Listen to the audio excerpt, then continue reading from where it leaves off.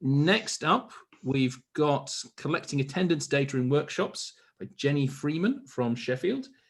Jenny, do you like to start sharing? Yeah, so I'm clicking on screen share. Oh, there we go. Is that sharing my screen? Yep, I can see that. Great.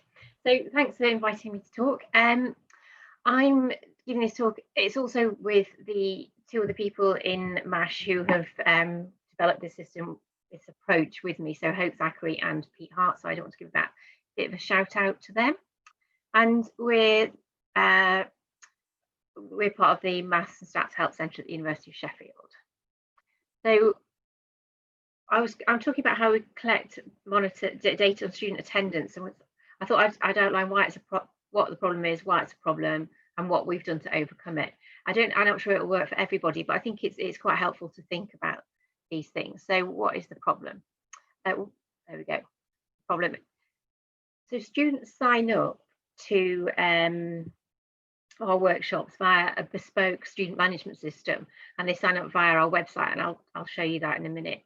And then they join an open session in Blackboard. And the reason we do it this way is that, well, we don't get them to sign up through Blackboard, is that we want to have as few barriers as possible, because we're aware that some students accessing our services, not in the UK, but in other sort of, other parts of the world. So we just want to make everything as simple as possible. And students don't, as I say, don't need to be registered through a module or a course to attend a workshop. And therefore, there's no way for us automatically to harvest student data, as the two systems don't talk to each other. So we have to do it all separately. So I'll just quickly show you. There we go. So this is one of our workshop sign-up pages. Students sign up there, and they can click on a link. So it's a workshop book here. So I'll click book here, hypothesis testing. Now, this isn't what a student sees. The student sees a form to fill in, a link to fill in. It's only showing me this because I'm a staff member for our booking system. And you can see there's lots of different things down the dashboard.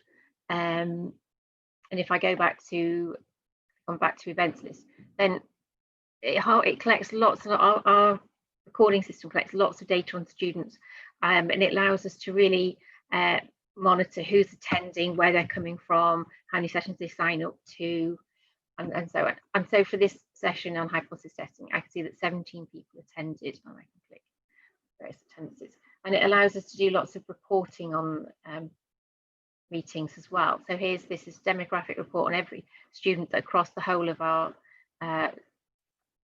for our services, because we also work alongside the Academic Skills Centre, and we can do lots of reporting. We do it by faculty, departments, and so on. It does give us a lot, and it's allowed us, especially at the moment as well, to see who we can target and how we can help different groups of students. So that's our reporting system, and why we think it's useful. Let's go back to slide. So that's the problem. The two systems don't talk to each other. And why is it a problem for us? Well, it's a problem because the number of students attending and where they're coming from and all this data is one of our sort of key performance indicators. I'm sure it's the same for many centres, in that our university and wants us to demonstrate the value that we add, and it allows us to sort of contact students and get them to fill in questionnaires about the use of the service. It allows us to show our people providing, paying for the service, how many students we help and in what ways we help them. So it's pretty important for us. So what have we done? Well, before the session, students get several emails. They get an email when they sign up, and a couple of other follow-up emails. They get with the link to the Blackboard Collaborate session number, and then there's also this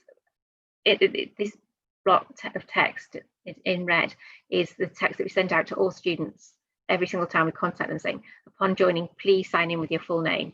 And if you prefer not to use your full name, because we recognise that for some students there are issues around that, we ask them to use their nickname followed by their UCard number, and it allows us to record attendance. And then I also, in the session, we link it to sort of say, emphasising that there are additional resources we send out based upon our attendance, and that's in part to try and, we provide free materials anyway, they can just go on our website, when we say, you know, tell us who you are so we can send you free materials, it's a way to encourage them to continue to give us their names. And then during the session, they're reminded to contact the presenter with their name if they haven't signed in with it. And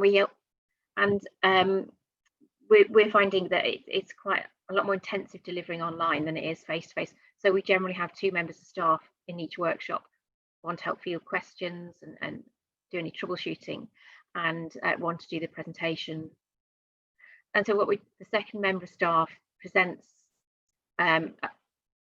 goes through the list of people's their names in Blackboard and reconciles that with the attendance list in our bespoke management system.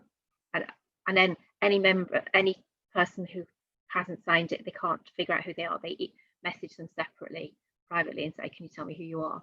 And then afterwards, there's a final check as well. We look at the sign-up form and the session report in Blackboard after the session. So on reflection, it's not an ideal system, but it seems to be working.